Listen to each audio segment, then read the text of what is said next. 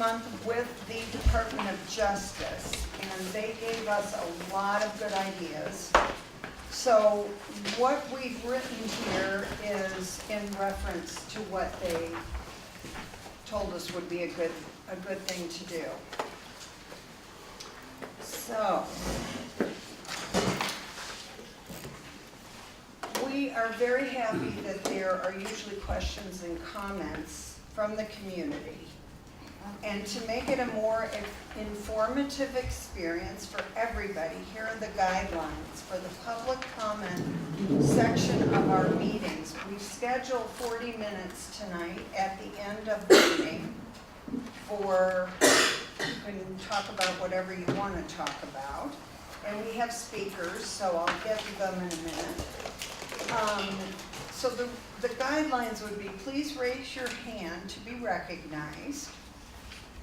There's a 2-minute time limit to ask your question, make your comment.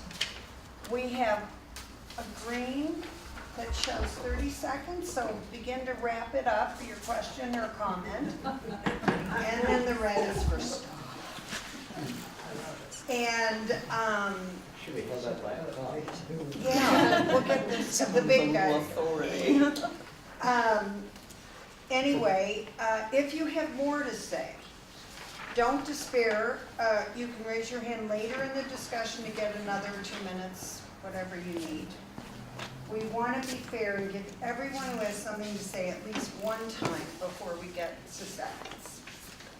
So we would like you to stand up, or if you don't feel like you want to stand up, that's okay, but then speak up so all of us can hear you.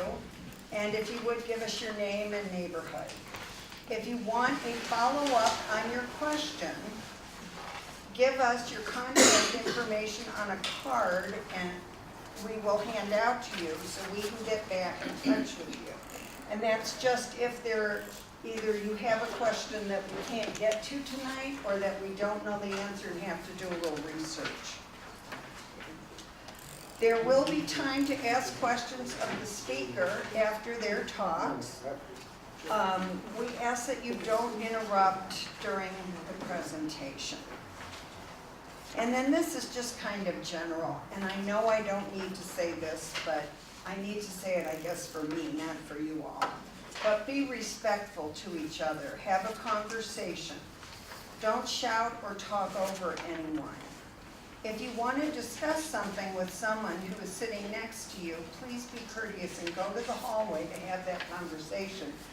Last month, we had an awful lot of side talking, so that's where this comes from. Please do not interrupt the council when we are conducting business, although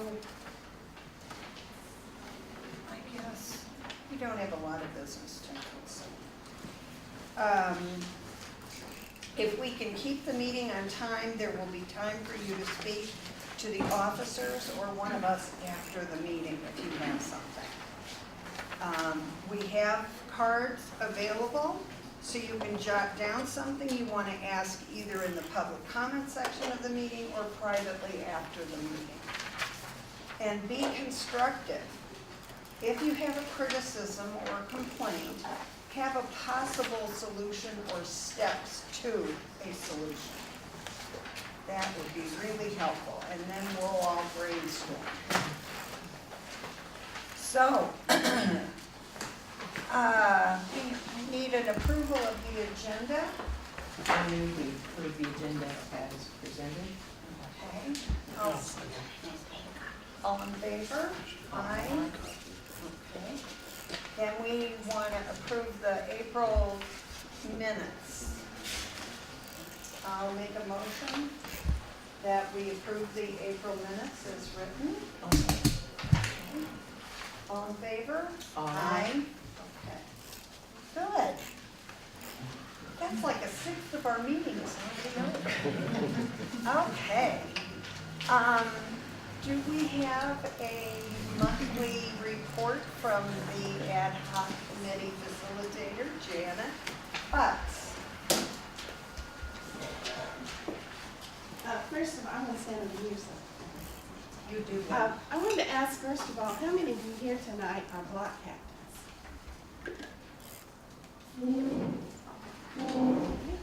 And how many of you have concerns in your neighborhood about the crime that's happening in this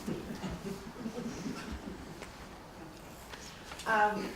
In January this year, we had a meeting, it was a CPC meeting, and there were a number of people who came who were very concerned about the crime happening in their neighborhood. And as a result of that, we decided, the council decided to create a committee and tag me as a facilitator. The whole purpose of this committee is to help block captains and everyone else in the neighborhood who's upset about the crime. APD can't be everywhere, but we can partner with them and we can make our jobs more efficient at home in protecting our property and our possessions. So the purpose of the committee is to provide that support to block captains who are needing some more ideas to get their neighbors connected and communicating. We can also provide information and guidance, again partnering with APD, to help neighborhoods get neighborhood watch block captains started. I really believe that if we all pull together and we get all the neighbors concerned and working actively to do what APD suggests we do in a responsible manner, that we will be able to fight these criminals and get them shut down. In our neighborhood, we've had a concerted effort to stop solicitors. And the amount of solicitors we have coming into our neighborhood now has dramatically dropped. Because we all have signs, we all tell them we don't want them there. Through the door, we don't always answer the door, but we holler through the door so we know we're there. And we call 242 cops. And enough of them have been checked up on by the police that they are no longer coming to our neighborhood. But that's only going to happen if all the neighbors pull together. And so our committee is really here to help you connect with APD. We're willing to work with Sharon and get more trainings going. If she's too busy, we'll get the right people together and we'll have trainings to help you. But you have to come first. You have to ask us for it. But we are here to serve you. And I have some information sheets here with my contact information if you're interested. Our first committee meeting will be the end of this month. We're waiting for one of our committee members to come back from being out of town. So if you need help or you want to know more about this, or maybe even work with us on a committee, we welcome you. So I'll put these flyers in the back if anybody's interested. Pick one up, or you can raise your hand now and I'll hand them out. Okay? Anybody else? Also, if you already have a neighborhood association and they would like Janet and I to come out, me to come out. Me. Thank you, English teacher. I know it was math teacher. We would be happy to do that. So just, you can ask after the meeting tonight if there's anything at all we can do to help you. Thank you, Janet. That's going to be great. Okay. Now, we have our guest speakers tonight from ACLU and is it APD Forward or just ACLU? Both, yes. Okay. From ACLU and APD Forward, we have Taina Colon, who's going to talk to us, and then as well as from the League of Women Voters, Peggy Howell is going to talk to us. So ladies, we give the floor to you.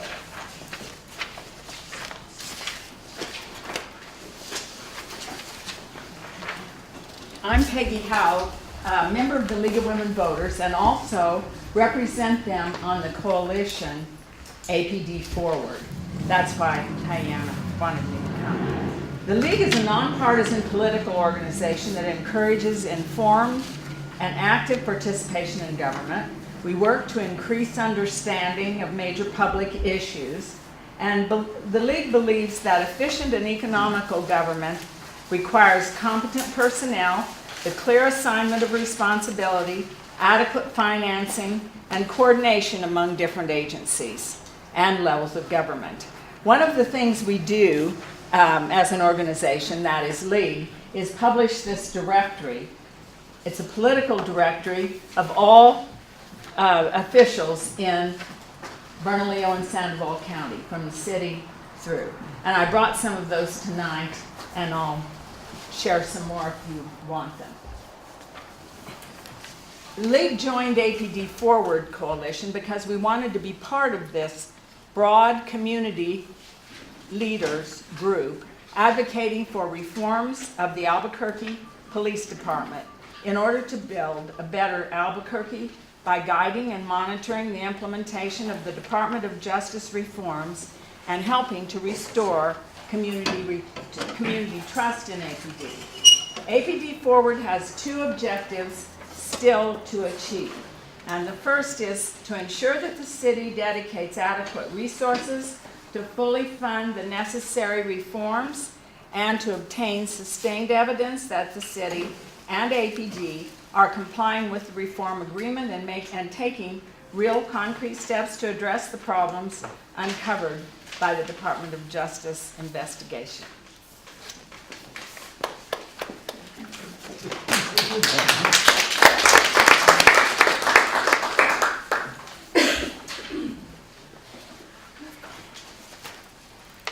Hello, my name is Taina Colon. I'm the criminal justice advocate for the ACLU, but I'm kind of wearing two hats today because the ACLU is also part of APD Forward.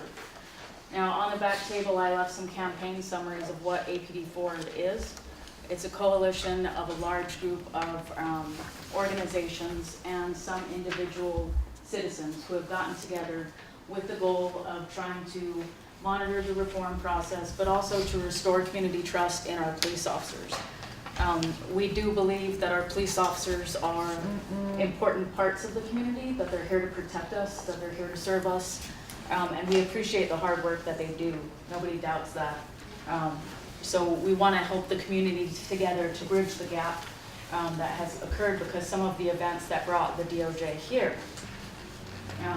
First, also, I want to thank the community policing councils for having me and the members who are on the board who volunteer their time on these councils. I believe it's been almost 2 years now, right? Yeah. So they've put in a lot of hard work and they've been doing the best that they can with the resources that they have. And I think it's great. And I went to some of the CPC trainings and watched Annie personally ask some very informative questions. And is really trying to work to make the CPCs a part of the community. So, as you know, it's also a really difficult thing to stand up here in front of police officers, I'll have to tell you. My background personally, before joining the ACLU, I was a criminal defense attorney, and now I'm an ACLU attorney. But part of the stress in public speaking is because part of our job is to criticize the police department. And there's a little bit of nervousness that comes with that when there are officers present. So I want you to know that it's in no way personal to you at all. Okay, thank you. That's nothing they haven't heard before. Both of them seemed very friendly and shook my hand. So, what we're trying to encourage is constructive criticism of the reform process. Because when the Department of Justice came in, they did an investigation and found serious violations of the Constitution, a pattern and practice of the unconstitutional use of force, lethal force against citizens, which resulted in a number of deaths against citizens. And that was concerning. I don't need to go into the history of that, but for anyone who is interested, the Department of Justice's website includes the findings letter dated in April 2014, and that details the investigation what they did in the investigation, the results that they found, and why reform of APD was necessary. And really the bottom line is to get the community and APD working together to trust each other. On that vein, part of my job with the ACLU and as a member of APD4 is to review the reform process as it goes forward. So Dr. Ginger is the independent monitor who reviews the settlement agreement that the APD, that the city of Albuquerque has agreed to in order to implement this reform. Every 4 months he comes out with a very lengthy report, sometimes anywhere from 200 to 300 pages. I read every word of it. I also read APD's self-report because they're required to report on how they think they're doing in regards to the reform process. I read all of that too. And we come up with an analysis, we try to make it as impartial as possible, about how the reform process is at this stage in the game. The analysis of the first and second monitor's report are currently online at apd4.org. So it's basically 1,000 pages condensed into about 20 for your reading pleasure if you'd like to look at it and kind of get the highlights. I also monitor every month the Department of Justice gets together with the city of Albuquerque and talks to the judge about the reform, and I monitor that process. Most recently, what I can tell you, and Selena can correct me if I'm wrong on anything, I'm sure, but from the most recent status conference last week, the big issue is policy development. Because in order for APD to have officers that are trained and to have supervisors that can supervise officers on the training, they first need policy that shows best practices and constitutional policing and community policing. 14 of 33 pending policies are completed at this point. 19 as of today. 19 as of today? Yeah. Oh, yeah, all right. So 19 out of 33. You got it here first, completed. folks.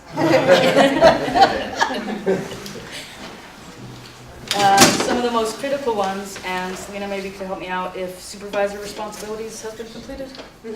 So they're going through, right now the department is going through supervisor use of force training. So all of the supervisors or anybody who might be supervising officers is learning how to properly report it, make sure that they understand the policy to hold officers accountable to it, and to know the practical uses of it. And 231, investigations of officer involved with lethal use of force, done Same. also? Yeah. 213, response to mental illness? I don't know. Not sure. Okay. Those were some of the critical ones that we were watching because a lot of the incidences with use of force involve people who have mental health issues. As we know, there's a lot of poverty in Albuquerque, there's substance abuse issues. This can cause, possibly behavioral problems, and officers may interact differently with someone who has a mental health condition. So response to mental illness is one of the critical policies that we're watching. We also provide feedback into the policies during the policy process. Now wait just a minute till those guys get out. I thought that, sorry everybody, I thought that was taken care of.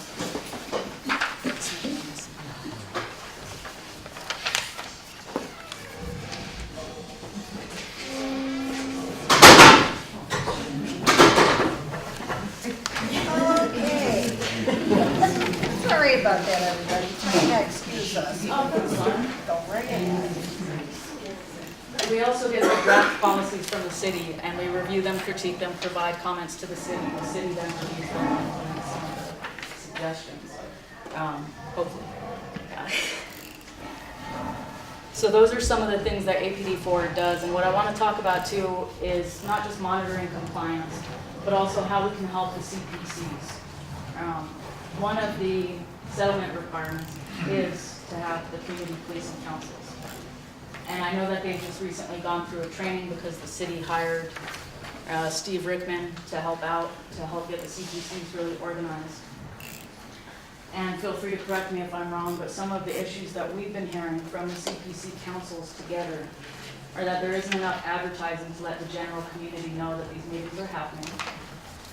Which community policing councils themselves may not be representative of the area command that they're in.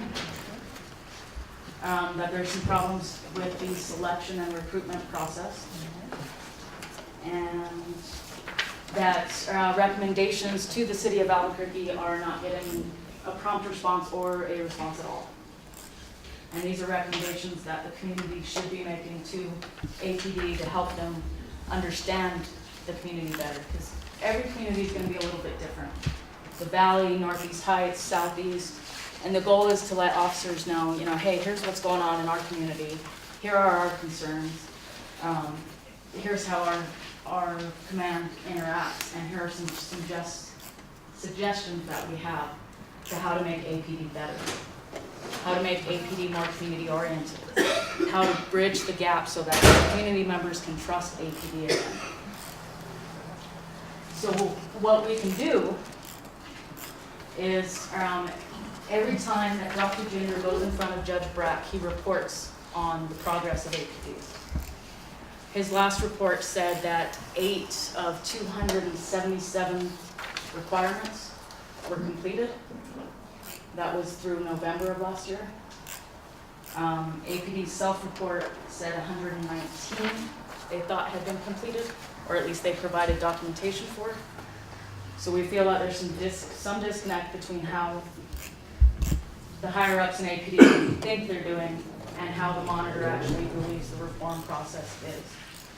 What we can do to help the CPC councils, because the CPCs are part of the compliance that is required by the settlement agreement, is we can approach the judge with these concerns directly, not as a member of the city, not as a member of the DOJ, but the ACLU and APD Forward are what they call amici in the court case, friend of the court. So we go personally and publicly address the court and say, look, we're monitoring this process as part of the community, and here are some concerns that are coming up. So I would like to invite the CPC community members and council members to send any concerns that you have. I've listed my card to me, and I would be happy to speak on your behalf to the courts if there are any issues with trying to get the CPCs organized. One last thing that I want to say is regarding the background checks for community police and council members.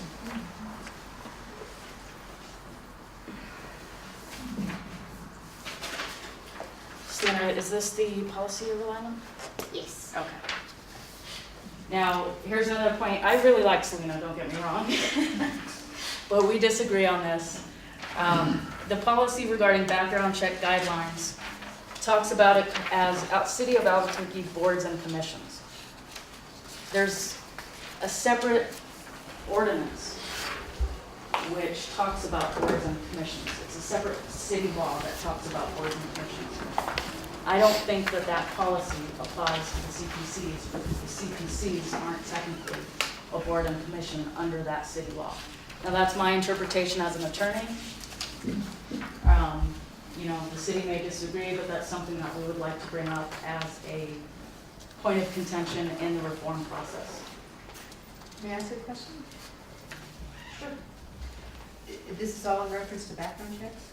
For people who want to be members of the community policing And councils. is there an objection to these people having background checks? The problem is with the background checks in particular, there have been some community policing councils where individuals have been accepted for some reason and then been denied based on something that may have come up in the background check. Ready to run, ready to run. Thank you. This particular policy can exclude people for misdemeanors, things as simple as drinking in public, a DWI. Part of the, at least from APD Forward's view, the whole community, if they're going to be on these councils, should be able to be involved. Even people who have had interactions with police, they may be the ones who have had the experiences who can speak about APD reforms. Or if someone perhaps has a small misdemeanor or maybe a felony that's 10 years old and they've served their time, they've done everything that they have to do, should they be excluded from the community policing councils? Now, that is something that the CPCs themselves, according to the settlement agreement, will have to decide in conjunction with the city. But that's what the settlement agreement says. The CPC members, in conjunction with the city, should decide how to get people on the council and what the requirements are. So I'm just providing a different point of view that Well, maybe this there's is. a lot of, I come from the Albuquerque Public Schools. We often fingerprinted. Yes, you can be hired with a DUI that's, if it's 5 years or older, but they have a policy in place and they have stipulations in place. So it seems to me that if there's some groundwork in place on what you're going to accept and what you're not going to accept, but I personally am in favor of everybody having a background check. And that's something that I think the community police, because I'm not here to say that the community policing council should or shouldn't require a background check.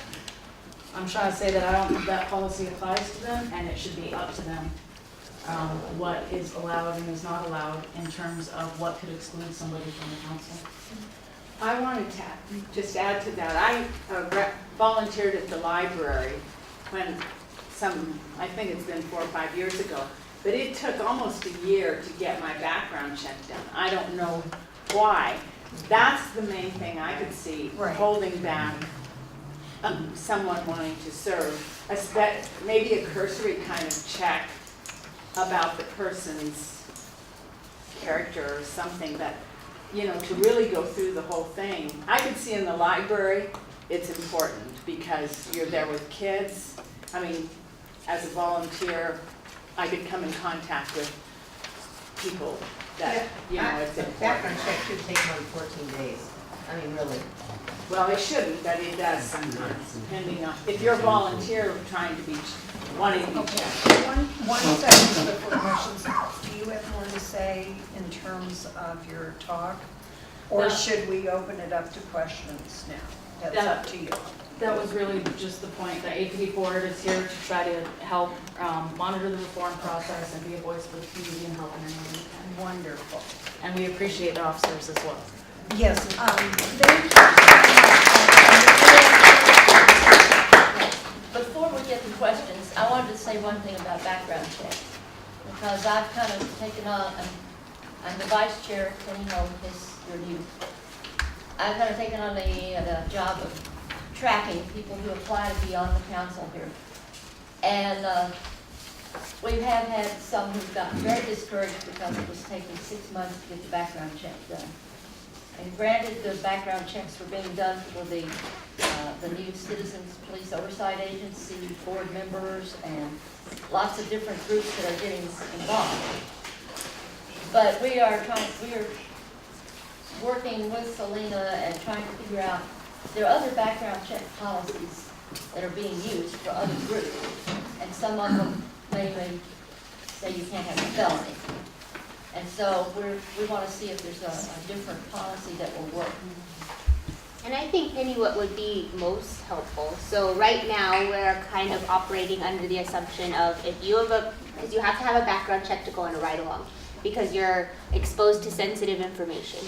And we want to make sure that you aren't using that sensitive information for malicious purposes. So that's what we hope to achieve through that background check. So I think that the future and the evolution of it would be that we use that background check process for these board members, so it doesn't go all the way through city HR. Volunteers are a lower priority for city HR when they're trying to fill spots for officers or spots for firefighters or spots for dispatchers or whatever it might be. So it is lower on their priority list. But we can do it at the substation in a matter of minutes before you go to that ride-along. So I think we'll use that background check as a part, and then I would like the CPCs to stipulate what they think would be disqualifiers. Because I think that that's important coming from the community to set down some ground rules, you as CPC members, to be able to do that. And then maybe that's something we circulate between all 6 CPCs, and you guys make up the parameters. Thank you, Selena. Can I ask a question? Yes, yes. It seems to me this discussion has to be rational. In other words, you can't bring up a situation like Board of Education. Obviously, that's a very high level of security needed. Libraries are almost as high because of the idea of being with very vulnerable populations, children or mentally ill or senior citizens or whatever. But we also heard that diversity is an issue. Now, in this neighborhood, in this community, in this section, it's not so much of the idea of no felonies is not so much of a block, but it is in many communities in this city. And the people that we would like to have in their communities on these boards, on these councils, may have a high rate of felony in the history. But we you know, it's important. I understand the ride along is a different issue. So maybe we could divide this into, you know, the background check into two levels. Because the police have their own, and being inside a police car with a police officer is another issue. But otherwise, sitting here and going to meetings, how much of a background check do you need? What kind? Right. So I'm finished. That was good. Thank you. So that's it. How much of a background check do you need for most of this work? And that's the question I have.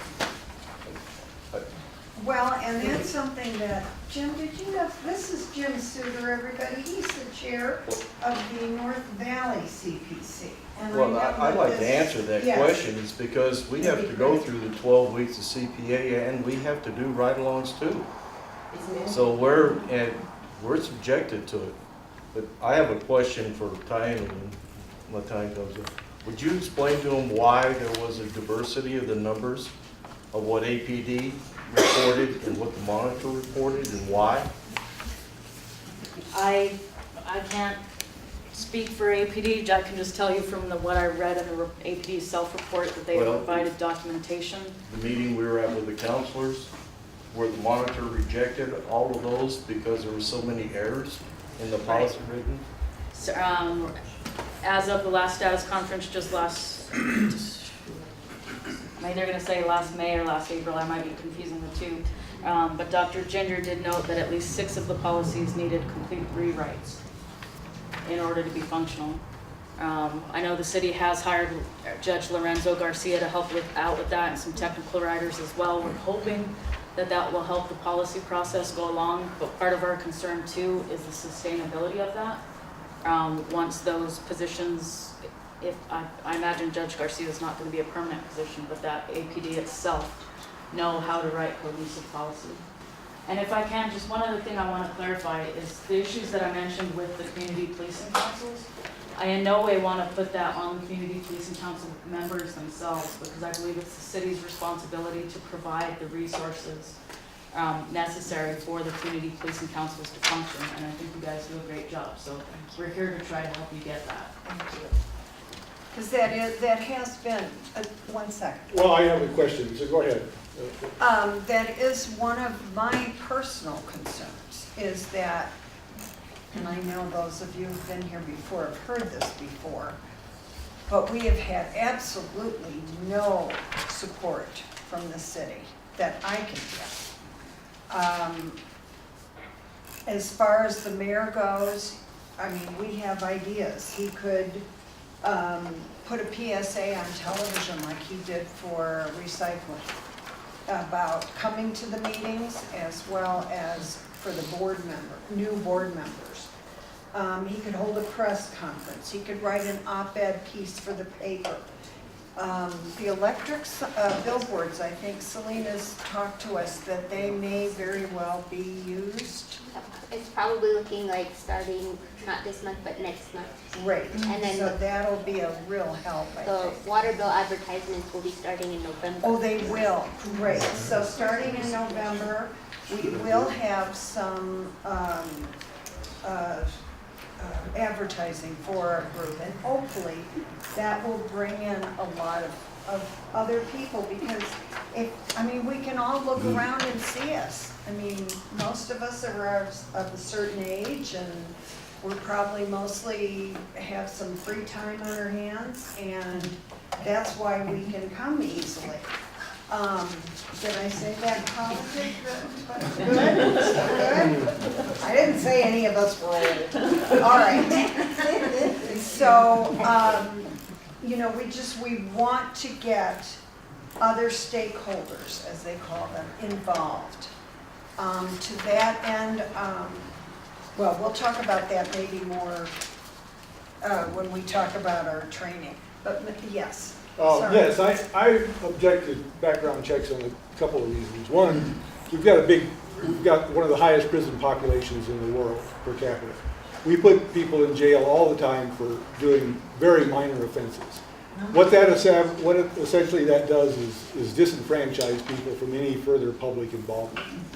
And having a background check done by the police is a completely unfair situation. What we're talking about here is having the police decide who it is that sits on these boards when they're the ones who are responsible for doing the background check.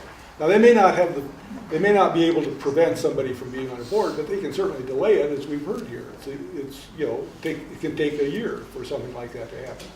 Well, that's not an appropriate situation for a board that's supposed to be sitting and making recommendations to police that are not going to be necessarily well received by the police. So, I don't know if there was a question there or that's a comment. Selena, or the members of APD, do you think that's what's been happening with the delay? No, I think because we were sending the background checks to HR, and it's volunteers a lower level priority. Oh, okay. So they're checking all the police officers, they check all the firefighters, they check all the dispatchers, all new city employees. It's a lower level priority. Right? But We do background checks all the time for ride-alongs. I do them on a daily basis, and I can give them immediately to my impact detectives and do a precursory background check for ride-alongs, and it takes a limited amount of time.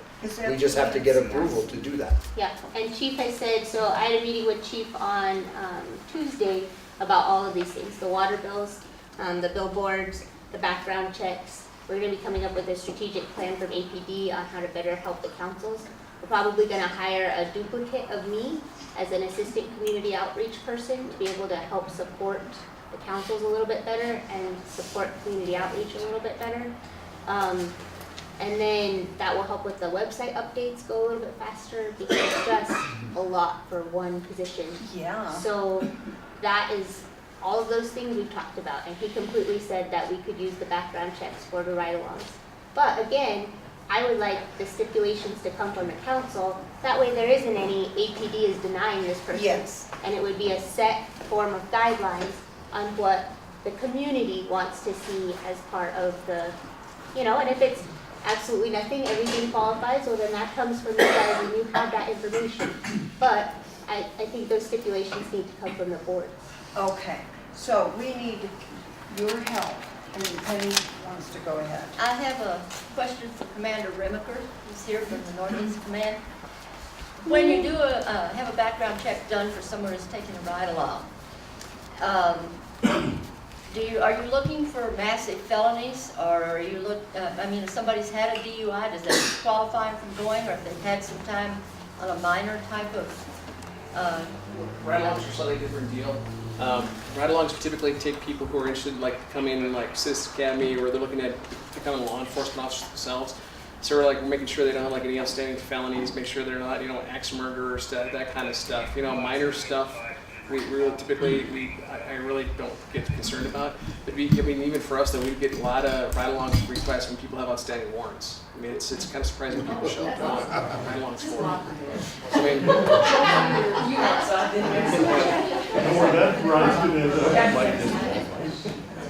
So because just like Selena said, they are exposed to sensitive information. And if they're with an officer and we show up to your house, we want somebody who's going to be appropriate there. We don't want somebody making a situation worse and possibly making a bad situation worse, if that makes sense. As far as the idea, as far as what you want CPC, I like the idea of the council come up with that idea as far as what we found acceptable as you all, and what is still what's not acceptable. Speeding tickets, probably not. Axe murder, probably disqualifier. It's one of those things I think as a council you should really, I like the idea of you guys come up with the criteria as far as what's acceptable or not. I know when I was on the, taking the Citizen Police Academy in spring 2014, there was a member of our class who had some kind of a record. It wasn't a major thing, and he never did really explain, but he was allowed into the Citizen Police Academy, even with some blemish on his record. But he wasn't an axe murderer. Not that I know Can of. we have a show of hands? Who wants axe murderers? Well, I think if they serve their time. Okay, everybody? So, yes.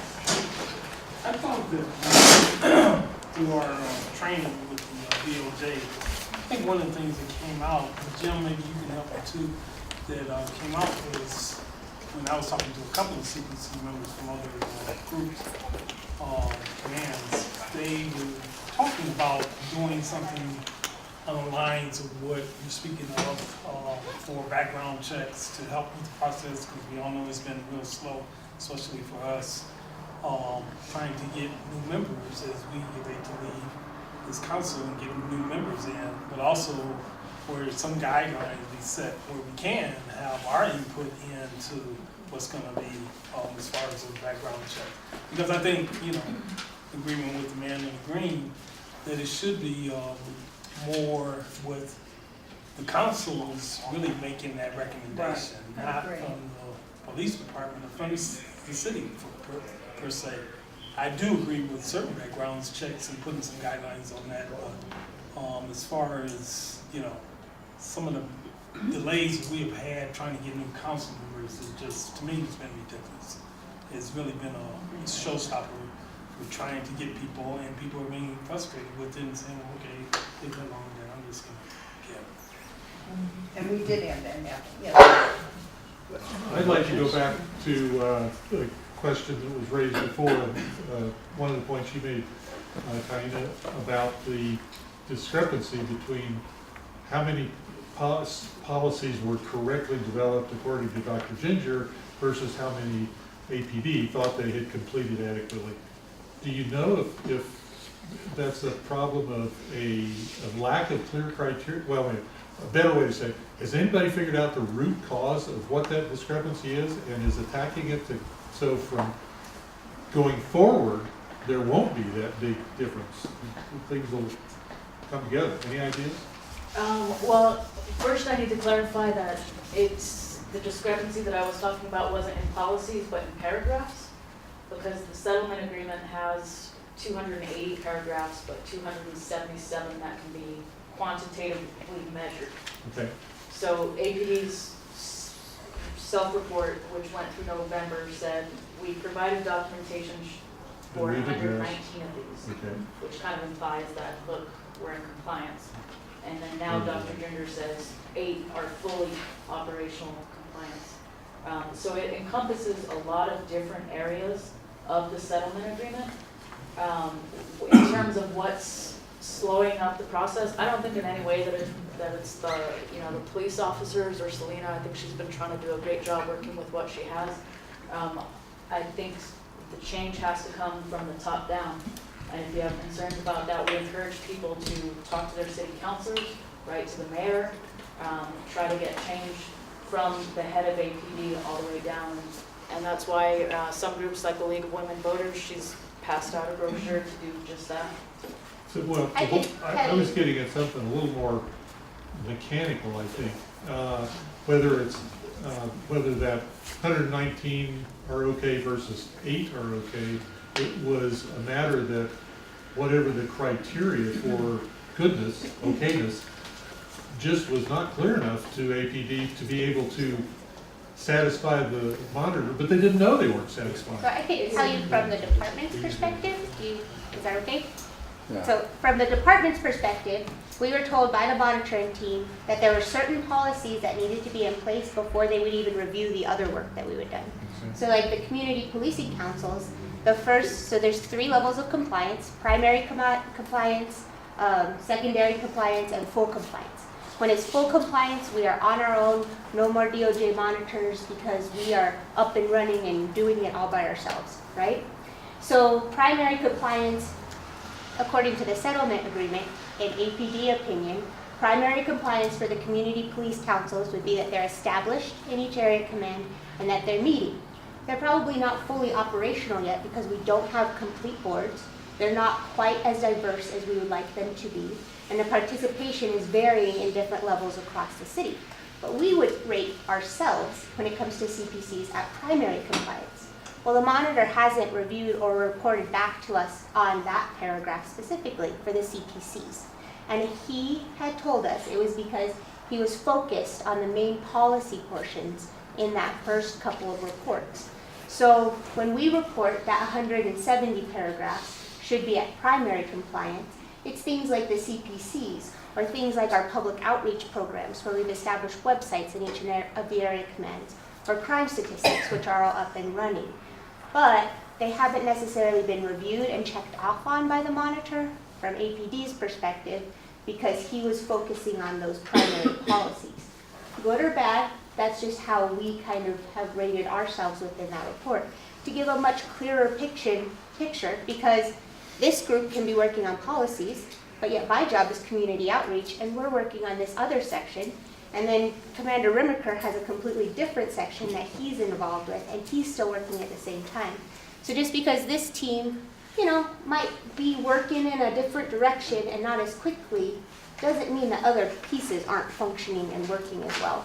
But the monitor has stated that he wanted to make sure that policy is done and the foundation is set before he looks at other things. I hesitate to bring this up, but how much of this discrepancy between what Ginger expects and what APD does has to do with money? In other words, the longer Ginger's around, the longer he gets paid big bucks, right? I mean, I'm sorry, but I'm just so fed up with reports coming from him, and we find out he's months late because when he came on board, he had this big stack of stuff and he couldn't get through it. And that's fair, because he did have a stack of stuff, because we had been working from exactly. day one. So he needs to get people to help him. That's a lot to review, and he wants to do it very thoroughly, and I think he takes his job very, very seriously. He doesn't want any box unchecked, no stone unturned, and really wants to dig into, he even participates in our training when it comes to like that hands-on kind of aspect. I definitely feel that it's obvious there's no incentive for him to get out of it, nor do we want to rush him to get out of it, but that has to be taken into consideration. It also has to be taken into consideration that this is APD's first go at this. We've obviously never had a settlement agreement before, and working with that monitoring team and knowing what kind of things to turn in, what data they want to see, because we have plenty of data that we've been collecting, but we need to know specifically what it is that teacher, if you will, that monitor wants to see, and that way we're not influxing with the things that they don't, or things that maybe they want to ask for later. So it's a learning curve on both sides. I think the monitoring team, even though they've been in other cities, they haven't, I don't feel, ever dealt with a police department that has been kind of already wheels turning without them having been there first. And that's a unique perspective that they've come into with APD, because we were doing things before the ink was dry on that settlement agreement because we want to make it better. And I don't think they've ever seen that before. So it's a learning curve on both sides. Thank you. Andy, I'll just point out that you're at 7:20. Okay. Next item on your agenda. Yeah, now we're gonna have plenty of time for other talk because we need to do a lot of that tonight. So, to Peggy and Tina, thank you so much. And if anybody has more questions for them, either we can get to it in the public comments, which is coming up pretty soon, or you can talk to them after the meeting and get cards so you can continue the conversation. Ed, did you have something, Ed Harness? Did you have something that you I was just going to address the background check issue. Oh, okay. This is Ed Harness, everybody. He's with the Civilian Police Oversight Board. He's the head of he's the big cheese. I think part of the problem that you're experiencing is that you're you're being forced to a standard by the city that has now abandoned you and not given you any support. Right. And they're expecting APD to enforce the city standard that APD doesn't necessarily have encompassed. And part of the other disconnect is that you have persons that have passed background checks enough to go on ride-alongs and be in the academy that were effectively removed from other boards and other CPCs. So you have that disconnect, and it breeds a sense of cynicism when you have those different situations. Yes. So that was just the point that I wanted to make on the background. Thank you, that's important. Yes, one more. If I can just say one thing, in regards to the discrepancies, I don't necessarily agree with Selena's take on that. I think that's okay, we still get along. But I think the best person to ask would be Dr. Gender, and he has come to some CPC meetings before and provided his input. So maybe that's something that could be considered. I will go ahead and I will ask Dr. Ginger to come. Next month, we have SWAT coming because that was an important policy with the use of force, and we wanted to hear from them. And then maybe Dr. Ginger could come to us in July. Does that sound good to everybody? If he's in town. Okay, so I've got that on my notes to ask him to come to the meeting. Now, we want to tell you a little bit about the 2 weekends of, 2 Saturdays of training that we got. And we just kind of want to do this conversationally. Penny, do you want to start us off? Sure. And then we'll get to questions and more discussion, because that's what we're here for too. What it was a meeting with at least a representative from each community policing council, sometimes bunches of us, and informal, like tables, and we had 2 leaders who took turns keeping us on track. They were very good as far as being organized and showing us, having us share, first of all, where we were, and that's when we realized we were all sort of on different pages as to how we had been working.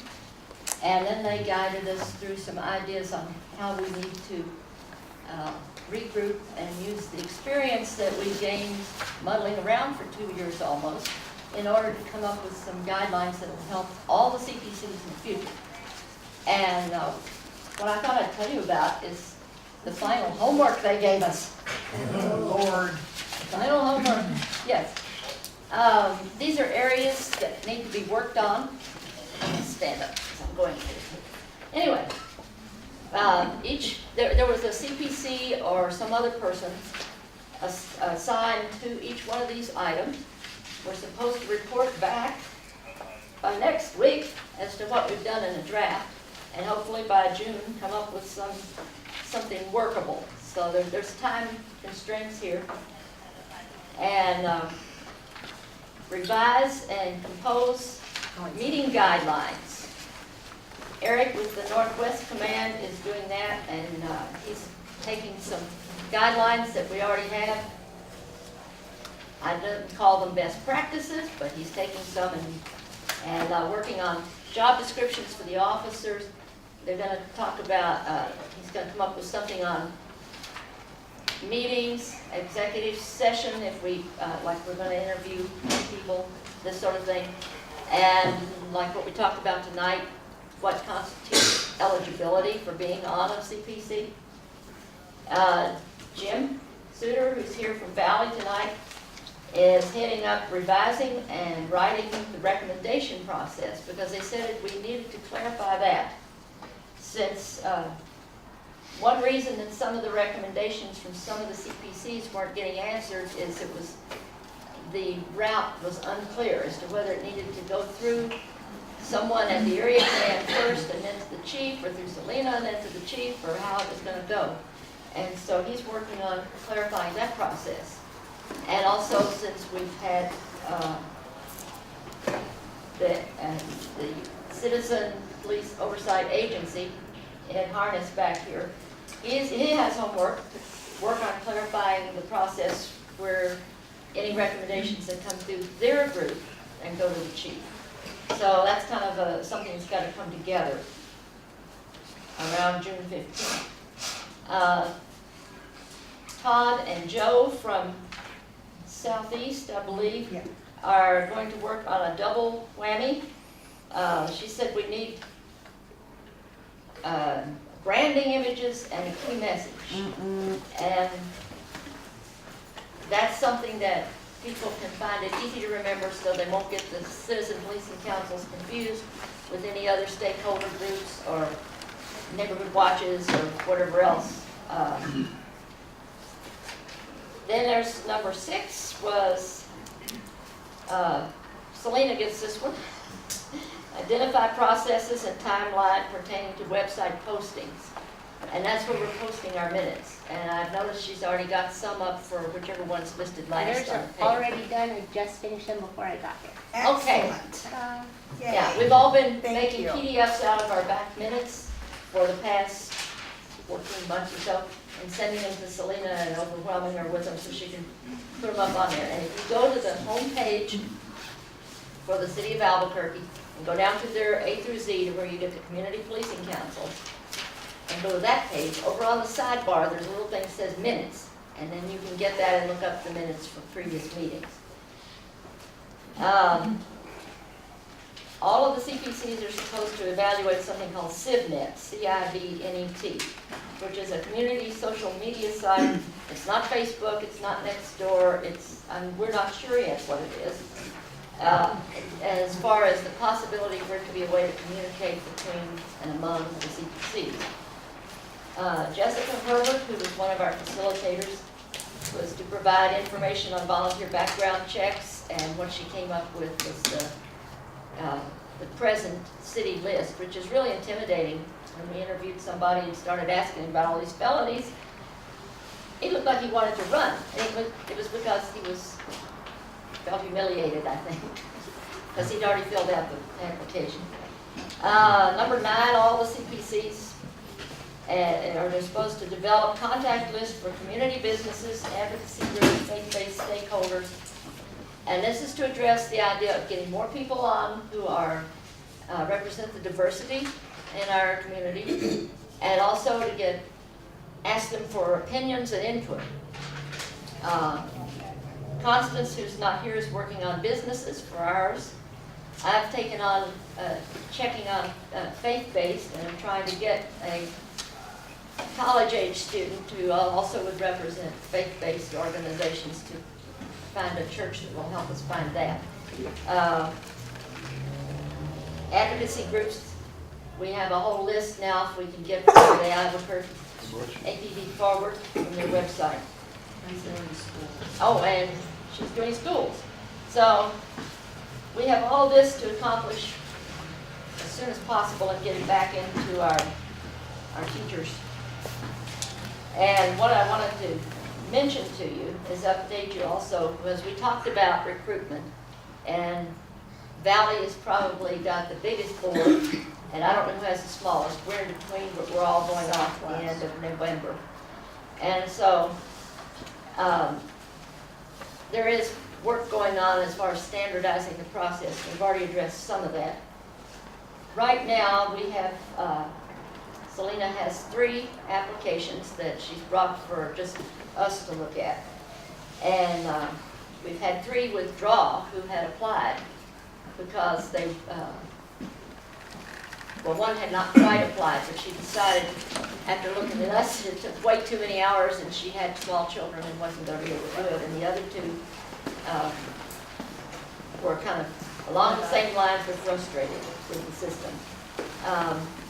I have a couple more people who are interested in applying, but I don't know if they've gotten their applications in. And I'm the one who's been sending out information to them about how to find the online application and kind of tracking things like that. As a board, we're going to interview, and we're going to use the same questions that were used on us and add some of our own when it gets around to the interviews.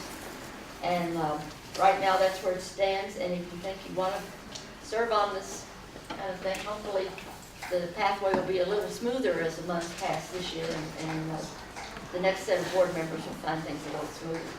And I'm gonna let you say whatever else you want to say about how you were there. I was only able to get to the first week, but Steve Rickman, who he's a consultant to the DOJ, I think.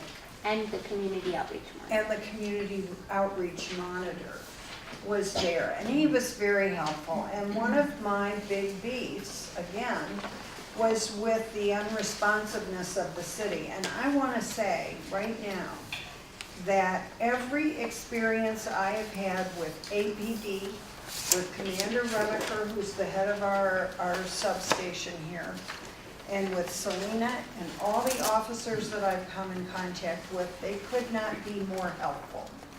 So my beef is not with them at all. It's with primarily the mayor and his office, yes, some of his people there. Not mentioning any names. But we have been in business now a year and a half. A little bit, maybe a year and, yeah, about a year and a half. And we have yet to see anybody from the city at one of our meetings, at one of anybody else's meetings. We are trying to get a list of block captains for our ad hoc committee and just their email addresses for the simple purpose of contacting them and getting them talking, so that if something happens in Academy Hills Park, chances are it may move down to Academy East Estate. And it would be nice if we could all communicate between the block captains. And we have been thwarted at every damn turn. Annie, another group that I'm a member of refers to this as non-responsive, obstructive city government. And that's exactly. With whom are you speaking? Is it that Tanya Montoya? I'm sorry, what? In the mayor's office.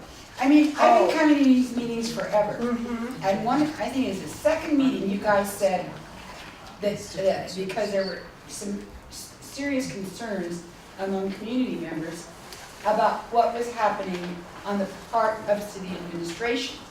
And you had said that you would look into inviting the mayor to come to our And meeting. we have. Now, we've had several times. We've had city councilors in here. The councilors. Which has been great. I think we've even had state representatives, and I think even somebody from the Bernalillo County Commission. But where is the mayor's office? If they're not doing what they can to expedite the background checks, you know what, I'm not getting any younger. I've got you guys got my stuff now. I mean, am I gonna have to wait 3 years before it goes through? No, we've already solved this, so now we're gonna do it at the area command level. And then the CPCs are going to put in their stipulations, and then we'll go from there. Well, then we need to shake up Mr. Barry, Mr. Perry, and everybody else over there, whatever their names are. The frustration we felt in Mr. Rickman was there were no facilitators at that training session. One of the modules he had was for the facilitators. Now, one of the good things on that is out of that, our facilitator, which was removed last October, got replaced. So we now have a city facilitator in there to help us. The other thing that came out great on that meeting is that Mr. Rickman is going to be consulting with us every month for the next 6 months. And some of these projects that he gave us, he will be here from June 8th through 10th, and we have, we got to have our homework done on that. Another thing is the Southeast took on a huge, not only the logo to kind of identify it, but the development of a website for the CPCs. Because the way we've been communicating, folks, is just like Andy volunteered doing, going to neighborhood associations and introduce ourselves and tell us what we've had to do it on ourselves. And now, the other thing is coming out of it, every recommendation, every correspondence, we are copying every chair of every other CPC, so they know what they can do and say, hey, that's a good idea, we'll support it on it. And we figure if we get, say, 3, 4, 5, 6 community policing councils together recommending the same thing, it might have a little more pull, we hope. Well, these might haves, should do, and Yeah. everything else, it just seems to be a backlog and no Well, response. it like is, you and said. I do have a beef with the city because of this. And this is exactly why there is trouble and people don't trust the city to do its business because it does not recognize us and help us. So we have to find ways around it. And that's one of the reasons that we wanted to set up this ad hoc committee, because we were getting tons of questions about local safety practices and questions like that. And like I said, we have been met at every turn with, no, we can't do that. No, we won't do that. And we will offer to pay for the, we will offer to pay for the postage. We will write up the letter. We will give you the envelopes. And all we need to do is have Steve Sink put the address labels on the envelopes with this letter saying, if you are a block captain and would like to give us your information, we would very much like to have it, just to communicate within ourselves. And for some reason, So Jim and I talked about this this week, and I brought that up to Chief, and if you guys write an email, I didn't pass on letter because I didn't know that that was the idea, but I can pass on letter. But we agreed that if you guys would write an email, that we will send it out to the list. So we can't give you the list because it's not, it's their personal information. I get that. And we can't give personal information out. But we can leave a contact, whether that's Janet's or Jim's or yours, Perfect. Annie's, and we'll Thank send out you. that email for you. Thank you. If you want me to ask about a mail letter, I can ask about a mail letter. I just We didn't know were that just was a good thinking idea. if that would work. And do you know what? This is from me only, not from anybody else. The first thing I thought of was that he won't mail them out. Because you can't make him. Well, he works for us, so yes, we can. Thank you. Yes. All right, I'm off my soapbox now. Thank you. All right, so do we have, did you want to say anything about that? Okay. Dwight was there. Dwight, yes. No, you wrapped it up, I didn't want to. I just think that one of the good things that came out of it, we all been frustrated, all of the CPC has been frustrated with lack of response from the mayor's office and all of that, lack of training, lack of guidance. One of the good things though is that with the trainer that came, both of them giving us some directions and starting to get all the CPCs together, but we can have more leverage when we're sending stuff to the mayor, sending stuff to the chief, to you guys, sending out recommendations that come from you guys, it's gonna be going forward. So for me, I'm looking at it in a positive sense that we're gonna start moving forward with all the CPCs getting together, the monthly meetings for the next 6 months with the facilitator, that hopefully it's gonna be something that's gonna move forward instead of backward or stagnating. So I think in a sense, it's really good that this finally came about. Again, the sad part is that it's like a year and a half late. It's a little late for us, but the next boards are going to be. But we are moving forward. What if there aren't enough applicants or people who, If we cannot get, this is my feeling about that. If we cannot get a minimum of 5 civilian volunteers to do this, then as far as I'm concerned, that's between the city and the Department of Justice, because we have done everything we know how to do. truly, to get recruits, to get people to come to the meetings, and we've done this all on our own time. And we're trying to do everything that we are told to do and that we think would be best. So I think if we've done our level best, that's all we can do. And one of the things that came out of the training is that one of the key things I think that came out of all of that is about our community, is about our responsiveness, is about us, it's not about any individual, it's not any part of the different parts of the city, it's about us getting our community back to where it should be and where it needs to be. And community being the police officers, community being the CPCs, community being the forward group, and all of us in here. One of the main things that I think that came out of it was that it's about our community getting it back where we want it to be. And with that is that everybody being involved. One of the things that Annie's talked about is that if we're gonna come in to the CPC meetings or any other meetings, and we come in with complaints or comments without any suggestions. Same thing in the workforce is that I tell people when they come into meetings is that to have something that you're gonna have for either a comment about something, but also some kind of resolution or some comment about how we can move forward with whatever your suggestion or complaints are. And I think one of the good things that's gonna happen is that a lot of these comments from the different CPCs that get from the community, that we're gonna be able to get it moving forward more than what it's ever been for the past year and a half. Yes. I think it's really in a good direction. We're just hoping and praying for me is that it's gonna actually move forward with the city and with the chief. And as far as diversity, when I met with the chief over a year and a half ago, almost 2 years I guess now, talking about recruiting and trying to get more diversity within the city, the councils and in the departments and more so. That's just been a difficult thing, trying to get people to come and want to serve on the board.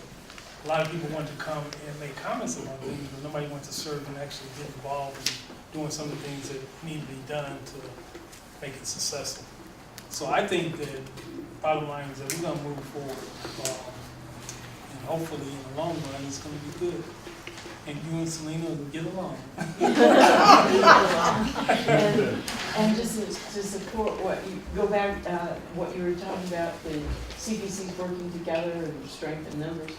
We all have different concerns and needs, but I think there's some things that generalize across communities. And those are the things I think that we can make a big impact and difference with, working together. Yes. I have a question. You said all of you are through come December? Yes.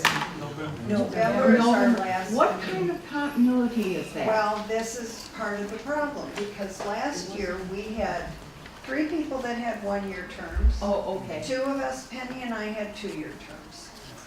And there was nobody coming in. So everybody agreed to a 2-year term limit. So what we hope will happen is that we can get the new civilian board to come up here and be with us for the next, let's see, 6 months. 5 or 6 months anyway, to get some on-the-job training and whatever.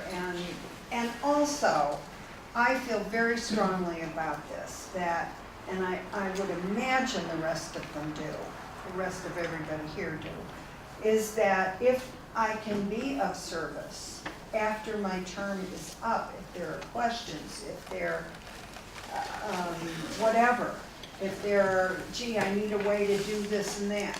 And if we've done that, I think all of us would be more than happy to provide support. I don't even know if it's legal that we stay on. Certainly it's not for the officers. But when you say officers, you mean and Penny, yeah.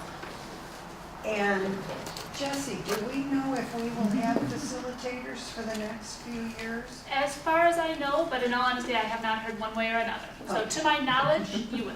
Okay, so if we don't have Jessie coming up or someone taking her place if she decides she hates us, then we'll need a secretary. One of the people on the board will have to take notes. And that kind of precludes them from really getting involved because they're busy taking notes. And the other thing we wanted to bring up from the training is that all of you are considered members of the Community Policing Council. Not voting members, but members. And in our membership, if we need help with getting out to find a more diverse population that lives in the Heights. I mean, granted, I know they call us the Northeast Whites, so there's that. But there are, thank you, Dwight. And we do, by the way, we do have one of the more diverse boards. Sorry, but that's what they say. That we want to get other people involved in this. So if you all know, if you're in a community and a neighborhood that there are Asians and Hispanics and just anyone, and white people that want to come, to please invite them. We could really use your help in getting more people. Yes. My name is Paul Jessen. I'm with the Heritage East. I'm on the board there. Oh, nice, Paul. Thank you for I don't know coming. if you've tapped in some of the neighborhood associations. I know the captain has this area, Northeast Area Command, and there's a lot of associations where he gets emails from. Is that a possibility that you guys can tap in and make more advertising?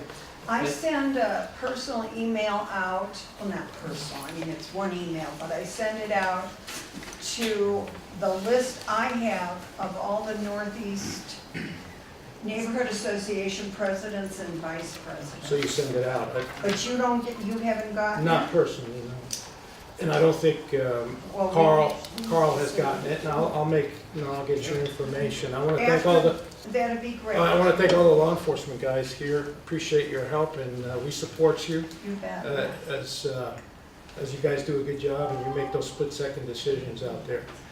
A lot more quickly than Mr. Ginger has. I found out about this meeting through this Northeast Area Command, so that's another advertisement, correct?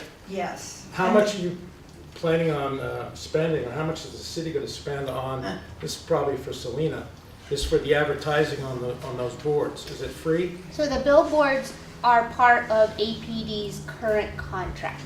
We have a current contract with that company, and we're going to use a portion of what we would be using for maybe recruitment or other types of things to publicize the CPCs. So it's I coming have out of to, your budget then? yes, I have to break it down specifically what the exact cost there. For the water bills, it's going to be about $6,000, but that again comes out of APD's budget. Comes out of our tax money, right? It does. Okay. Hi, Marquita. How are you? How are you, Cole? Oh, good. Oh, I wanted to ask you. Yes. Okay. All right, have I got any seconds left? Hey, we're am just I in gonna- yellow? Very quickly. I got, yes. Yes, yes. I wanted to ask the ACLU attorney, what the definition of constitutional force is? Objectively reasonable. Reasonable to who? Objectively reasonable as set forth by Graham v. Conner, the Supreme Court of the United States. And who was that? Attorneys? The Supreme Court of the United States. Okay, who are they? The judges, attorneys, right? They're not police officers.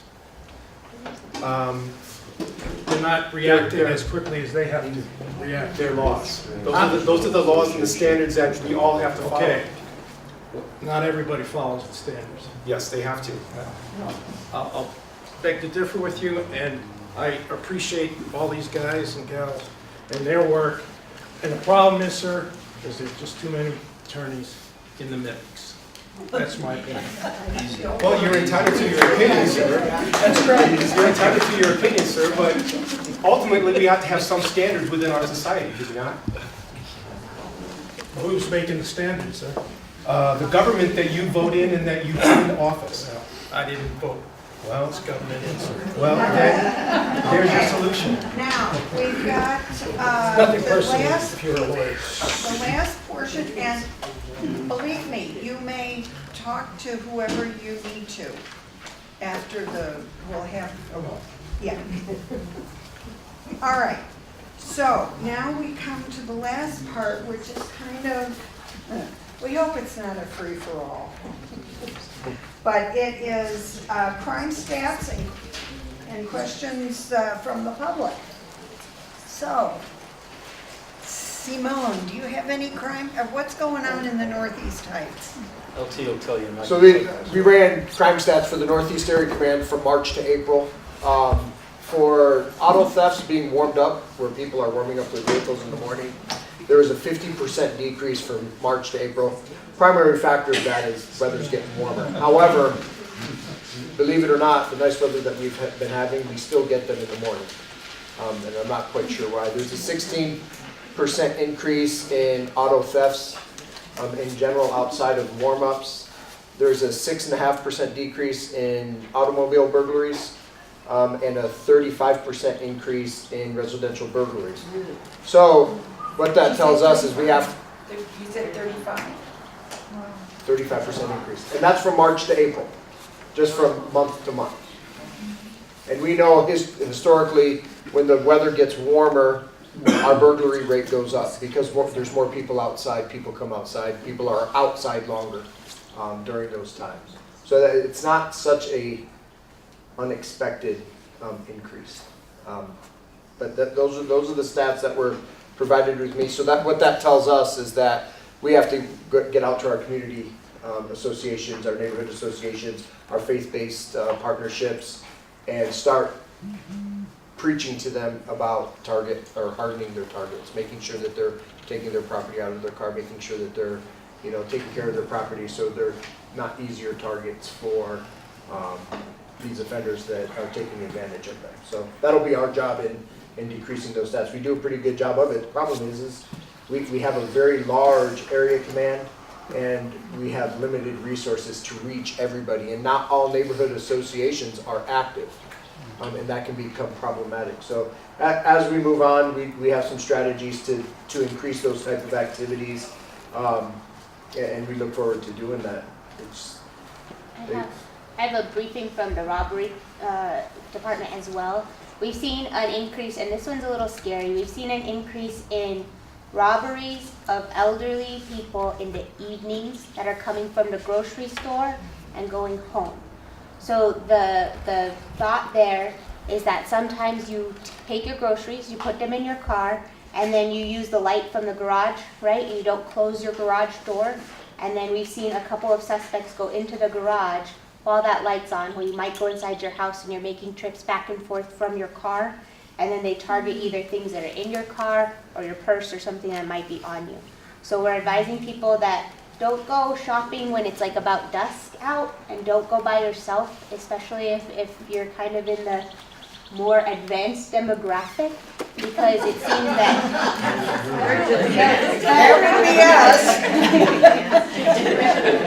the more experienced demographic, right? Wiser. Because this crook seems to, or this group of crooks seems to be targeting specifically elderly people who are by themselves in the evening, and that's very scary. So we're all walking out of here together. So if you find in a mass group, try to park where it's light, like where they under a light pole, even if it is just a little bit further out, and try to just go when it's more heavily populated, because if you can get your chores done, in the morning, or on a lunch break, or just even right after that work kind of rush. I know it's more crowded then, but that will help a little bit. And then if you close your garage door while you're unloading groceries, that will help too. Are most of these done without the person being there? I mean, is someone taking things out of the car when the person is not in the car? Or Usually, So- they're unattended less, for residential. less injuries to the victim? Correct, The robber correct. and that sort of thing? Yes. The other day on the Northeast Command Notes email, I saw a video showing how a criminal can unlock the garage door mechanism using a coat hanger. Have you experienced incidents like that in Albuquerque? Because I think that video was made in San Antonio. Yes. Yes. Okay. Yes, it does happen. What he's referring to, if you don't know, is your garage door has an emergency release if your power goes out. Some doors you can push from the top, you can push it in just enough to slide a coat hanger in there, and then they pull your release, which releases your door, and then they lift the door open and go in. So just be aware of that.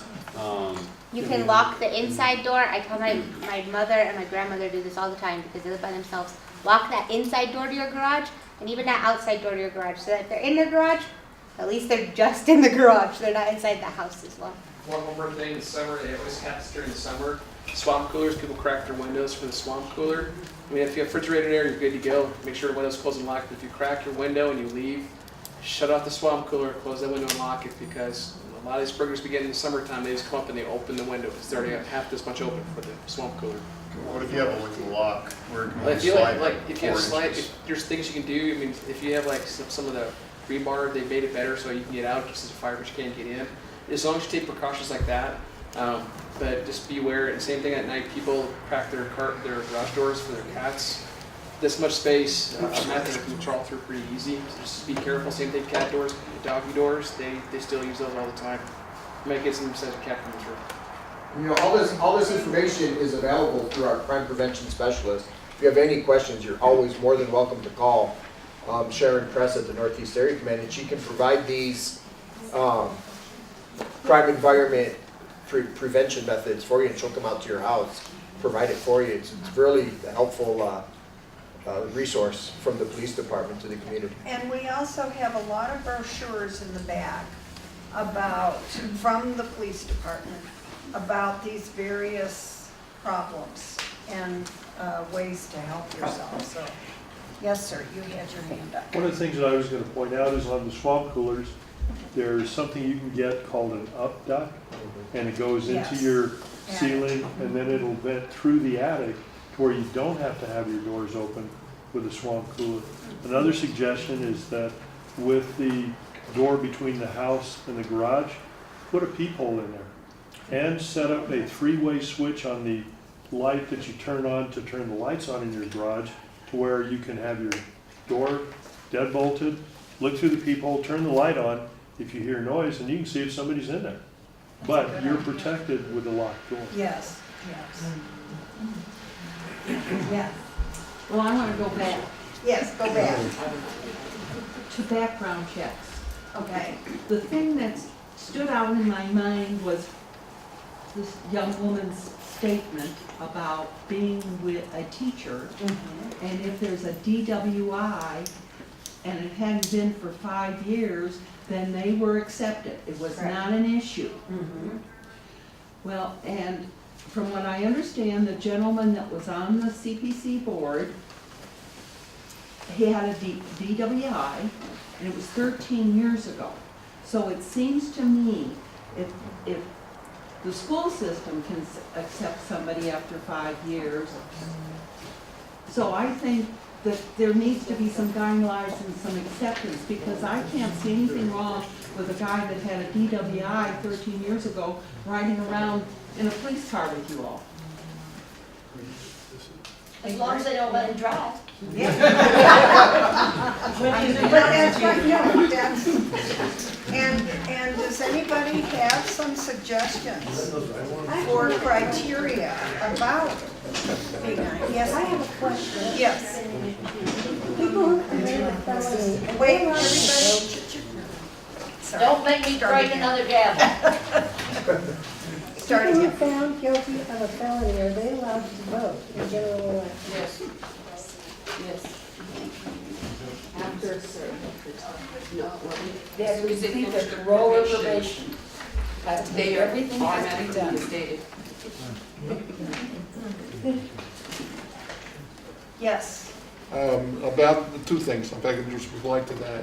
I suspect the Supreme Court will eventually hear this question about that. We have a mass incarceration, and some lawyer can make the argument, I believe, that this is a deprivation, and it's racially relevant because most of the people who suffer from it are people of color.